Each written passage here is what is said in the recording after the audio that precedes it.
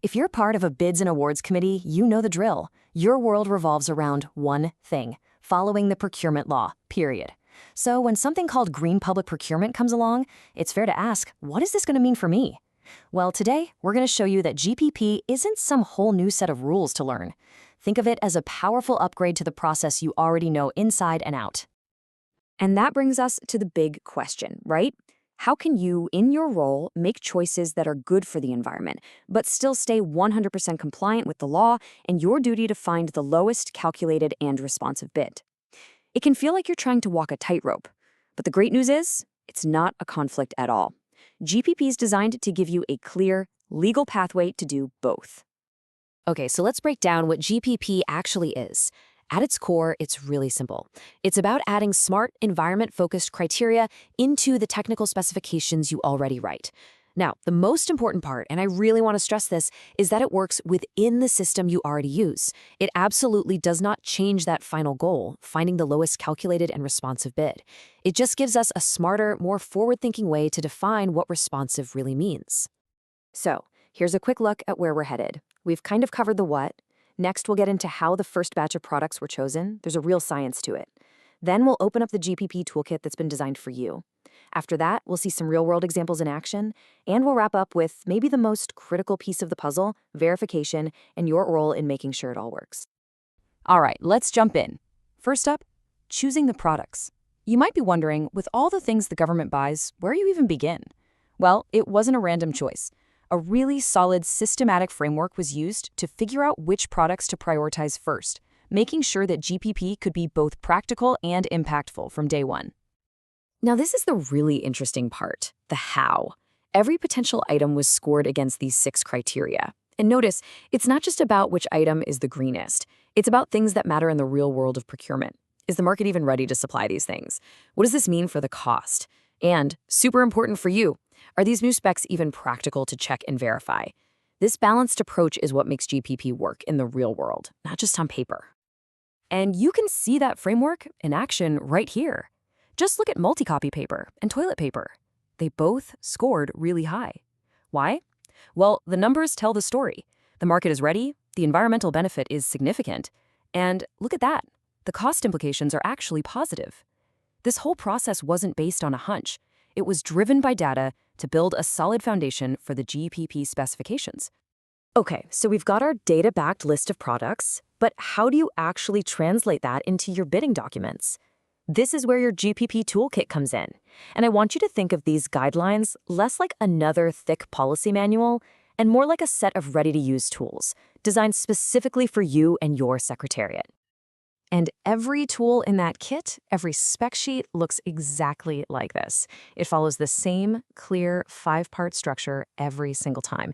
It tells you the scope, it connects the environmental problem to the solution, it gives you the exact specs to use, and then, and this is key for you, it tells you exactly what evidence to ask for and how to verify it.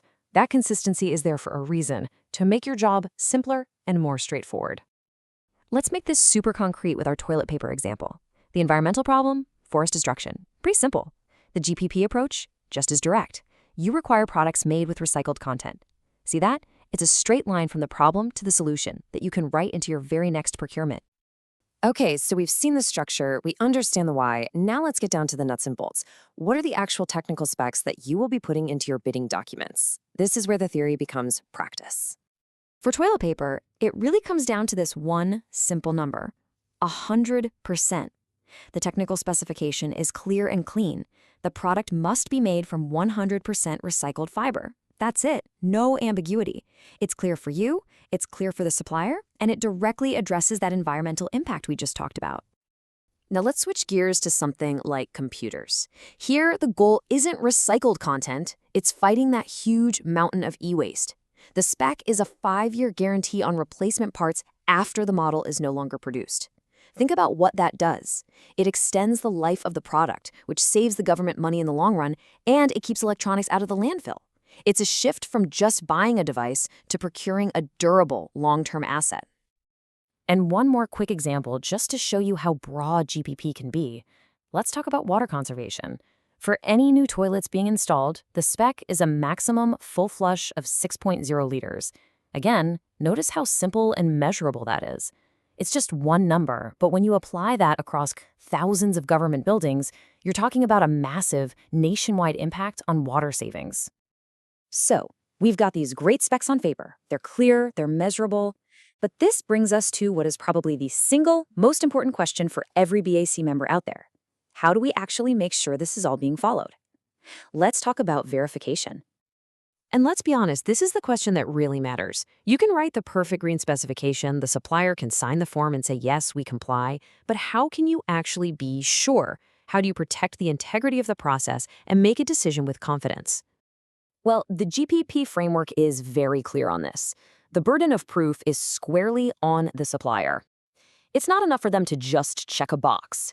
They are required to submit hard evidence, things like a technical dossier straight from the manufacturer, or even better, a test report from a recognized independent body.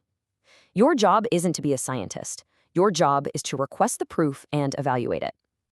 And here's the best part. You are not on an island here. There is an entire infrastructure of testing centers right here in the Philippines that can verify these claims. As you can see, whether it's the DOST for paper products or private firms like Intertech for paints, the support system is already in place. This gives you that final piece of the puzzle, complete confidence in your award. So let's end with this. This quote comes from the GPP guidelines themselves, and it gets to the heart of the matter. Your role on the Bids and Awards Committee is so much more than just a procedural one. By weaving these practical, common-sense green specifications into your work, you become a key player in achieving our national goals. You're not just buying toilet paper, you're helping protect our forests. You're not just buying a laptop, you're fighting e-waste.